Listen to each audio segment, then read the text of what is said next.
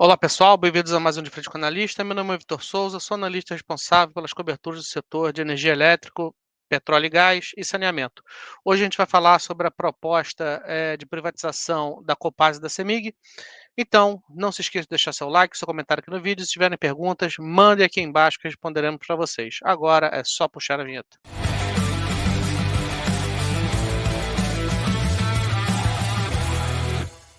Então, para quem não marcou bobeira nesse fim de semana, vocês vão ter percebido que nessa sexta-feira, o governo do estado de Minas Gerais enviou aí um projeto de 2 projetos de leis, na realidade, para privatizar a Copasa e para privatizar a CEMIG.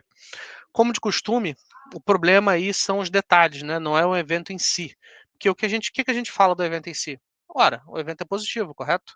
Eh, nós achamos o evento positivo para o case de ambas as empresas. Eventos de privatização tendem a ser interessantes para empresas estatais, tendo em vista ganho de eficiência, melhor gestão, governança, melhor percepção entre risco e outros, tá?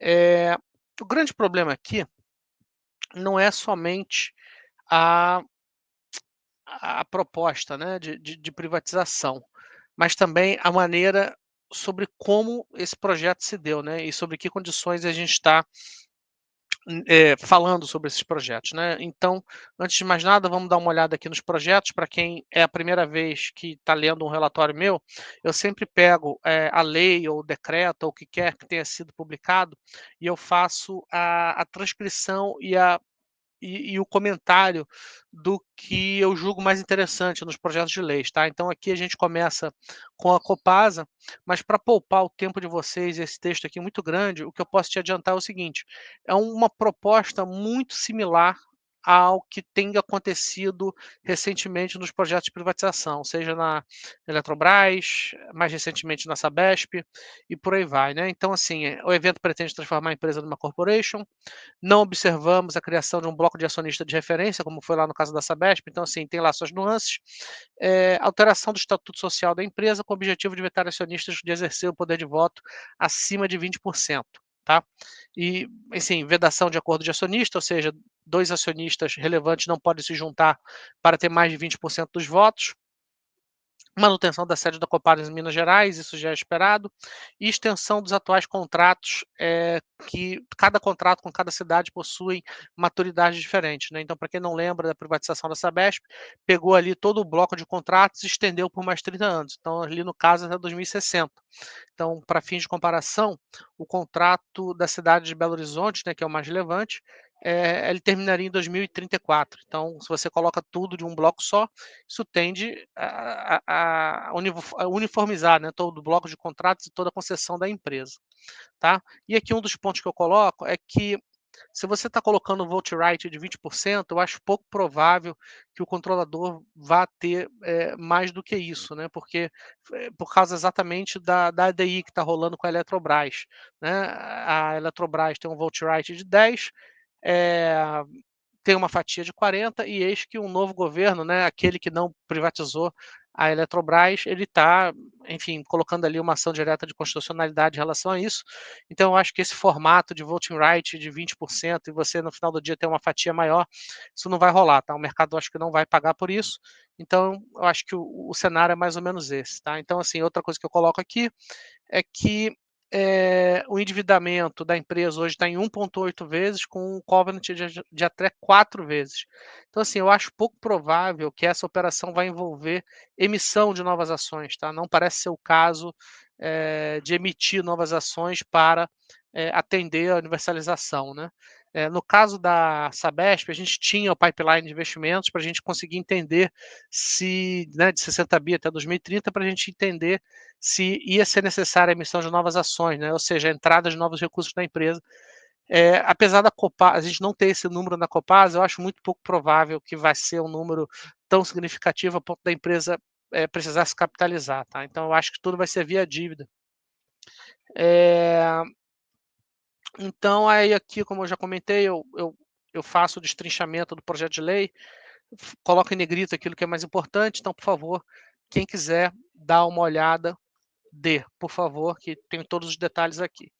O outro ponto é uma tabelinha que vocês já estão carecas de ver no caso da Sabesp, tá? Que é o quê? Que é a evolução da base de ativos versus uma reprecificação de múltiplo da empresa, tá? Então, o que a gente encontra aqui é que é como se a empresa pudesse subir até 60% caso essa questão da privatização venha a se materializar.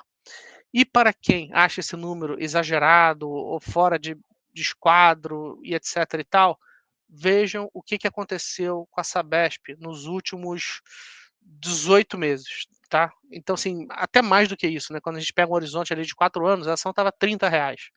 Mas perceba que nos últimos 12, 18 meses, que foi exatamente quando o processo de privatização começou a ficar quente, cara, a ação subiu, sei lá, 50%, 60% e ainda tem mais uma pernada para dar, na minha opinião.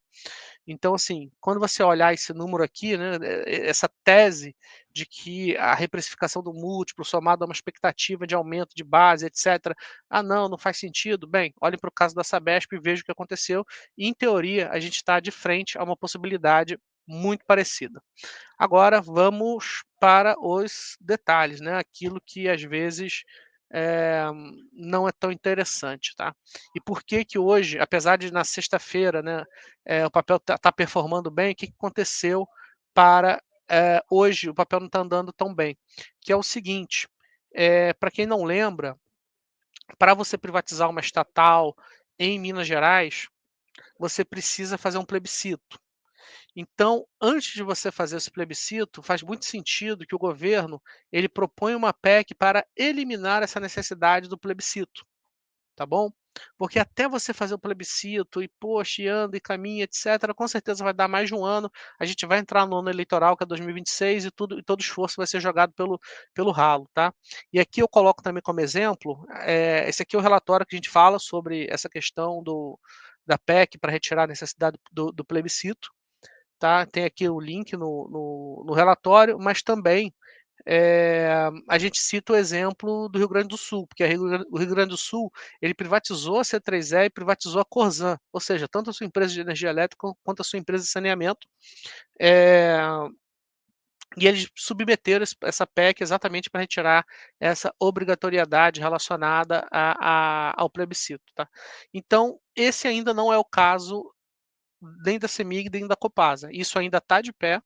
Então, a impressão que eu tenho é o seguinte: antes de dar qualquer benefício da dúvida e tentar antecipar esse potencial de valorização, a gente precisa entender como é que isso vai acontecer. Tá, no que diz respeito a essa PEC para retirada dessa obrigação de realização do plebiscito. Tá? Isso é muito fundamental. E aqui existe um pequeno problema, é que apesar desse projeto de lei vir em boa hora, o timing da política ele é sempre complicado. Por quê? Porque a gente já está entrando praticamente em dezembro. Tá? A gente está no dia 18 de novembro e o timing da política ele é complicado, porque entrando ali em dezembro, eu não sei se a galera está muito disposta a se reunir, fazer projetos polêmicos e etc. e tal.